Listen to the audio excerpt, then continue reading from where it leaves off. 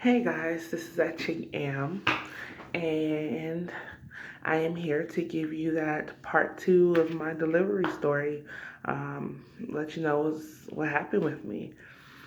Okay, so like I told you guys in the last video, no longer pregnant, and that's because I gave birth. Yes, that's just the shebang bang. That's just the nitty gritty. Break it down.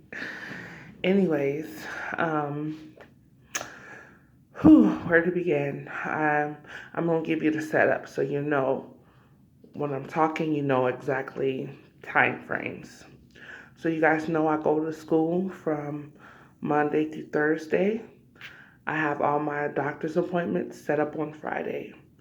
Um, School from home is about a 3.5 hour drive one way. Okay, so you know that. From my home to my doctor's appointment is about hour 15 minutes, 20 minutes from my home. So now that you know that part, I'm ready to give you my story.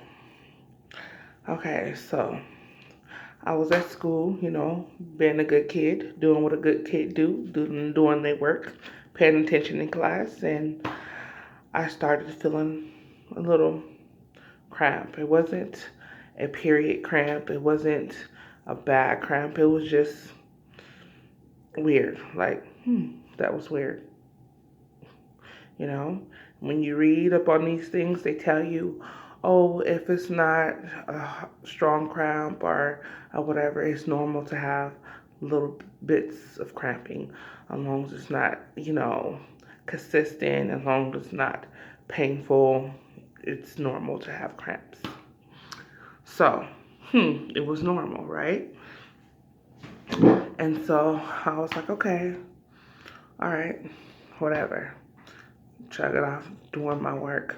And when I went to the bathroom, I would wipe and it was like mucusy, but it was no blood and it wasn't an odor. So that's normal. That's what they say.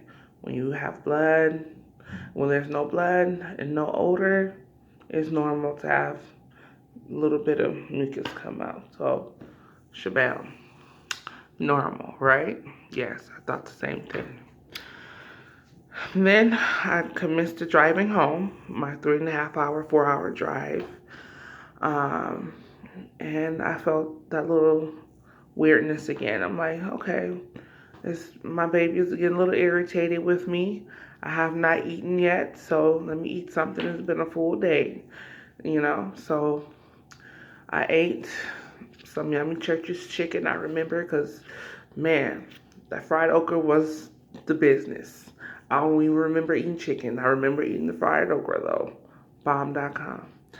Anyways, I had my fried okra churches.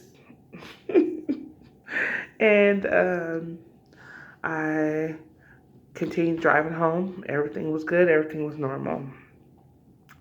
I went to bed when I got home. By this time, I think it was about midnight. Yeah, it was about between 11 and midnight, 11, 12. I was like, okay, let me lay down. I'm tired. I got to get up and start getting ready at 5 o'clock in the morning because I had my doctor's appointment by 8. So I remember sleeping, but I kept tossing and turning because it was uncomfortable. It was like a little crampy, but it wasn't because, for me, it was normal to be that way because when at 25 weeks, I was beginning to feel uncomfortable when I lay on a certain side for too long. So that was normal for me. So I didn't think beyond that. I'm like, oh, it's time for me to turn again. It's time for me to turn. So I turned about 3 times. A grand total about 3, maybe 4 times. And then I woke up, it was time for me to get ready, got my kids ready, got in the shower. But as I was in the shower, those cramps got a little bit stronger. I was like, you know what? I'm going to my doctor's appointment anyway. I'm going to tell my doctor when I see her today. So, so I got the kids ready, and then I told my mom, I asked her because she was awake. I said, Mom, do you feel like driving me? I said, because I don't feel like driving today. I don't feel like it. And she said, oh, yeah, I'll drive you. And I was like, and plus you get to see your grandson. So, bam. Killed two birds, one stone. Helping your daughter, you can see your future grandson. And she agreed. So, uh, she decided to take me. So we go ahead and went on. About 10, 15 minutes into that ride, I started to have a cramp. I'm cramp. Have you guys seen I'm Gonna Get You Sucker?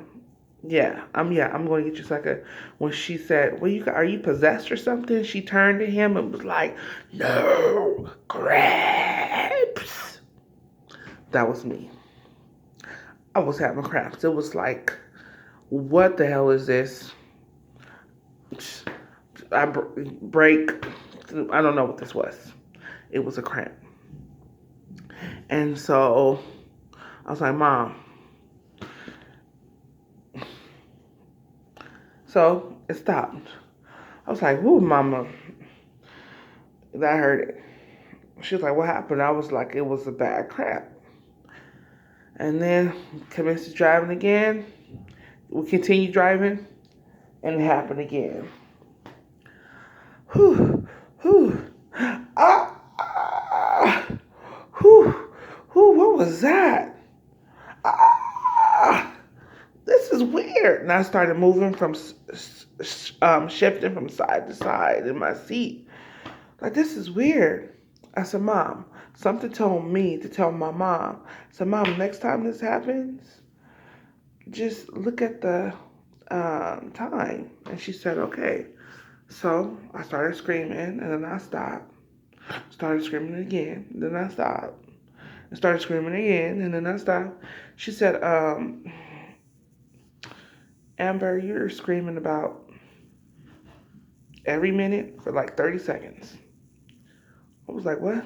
I said, Mama, I think I'm having contractions. She said, I think so too. So as we're driving, my mom was pedal to the metal. That's all I'm gonna say. I'm not even gonna tell you how fast, but pedal to the metal. And then all of a sudden it was we stopping. Traffic? Really? This time of day? Traffic? Let me tell you something. As we were driving, we were having church in that car because I was praying, crying, screaming, yelling from the Holy Ghost. My mama was praying, crying. Well, she wasn't crying; she was screaming and driving. And my kids was trying to keep me calm. My son rubbing my forehead. It was man. It was nobody but God that helped me. Wow. And I said an hour. It was longer than that because it was traffic. Anyways, so by the time we got to the hospital where my doctor's office was, I didn't even get a chance to get to her office. As soon as I went into that place, I was starting, they own it. My mom, she rushed me up to labor and delivery, and once they heard me, I didn't even get off the elevator good. She pushed me. That's when they just took over. That's how fast it was. They pushed me, got me on the table real quick. As they were doing that, they had the machine that was looking for the baby's heartbeat. They had that searching around my stomach, just searching. And then I heard, can't find the heartbeat. I had one doctor asking me questions, another doctor, and then I heard, can't find the heartbeat. And the doctor's like, I need to see what's going on in there. Give me an ultrasound. And everything was going on. I did not see them bringing anything. I'm talking and things were just going on real fast, real fast. Um, did you eat anything today? No, I didn't eat anything. I just got up, came straight here. I need an ultrasound. Ultrasound, they said, found the heartbeat. I was like, whew. I'm listening, talking, trying everything. Found the heartbeat. 40 beats a minute. 40 or 50 beats a minute. I heard them say that. And then the baby's breached. And then they asked me to sit up. They pulling off my pants, sticking their fingers in me. And the bag is bulging. That's why I didn't know I was having my baby, because my water didn't bust. And it would hurt even more because the bag was trying to come out. The bag is bulging. It's coming out. Her bag didn't bust. And so, and they said the baby was breached. And then the other doctor said, we got to do a crash C-section. Just as fast as I'm telling you this, is almost as fast as it happened. Okay, you're not understanding the concept. He said, we need to get a crash C-section. So everybody started walking, taking off my clothes, and pushing me into the operating room. And then they transferred me over to the table. And then after they transferred me over to that table, my arms, my shirt, mind you, my shirt was off at this point. They were doing something. They were putting stuff on my chest. So shirt was off. I was completely naked on the table. I had two people holding both sides of my arm. The person to my left, he had a breathing mask. Now, I'm gonna stop right there. He had a breathing mask on my face like this. And because this is the mask, it's supposed to go like this, he had it like this. Now, out of all of this, I had so many people around me, so many people doing everything across from me. I had people all around, all sides of me, and it was so many people in there. I developed claustrophobia. And even through the pain, even through the screaming and the hollering, I would have panic attacks when he tried to put the mask on my face.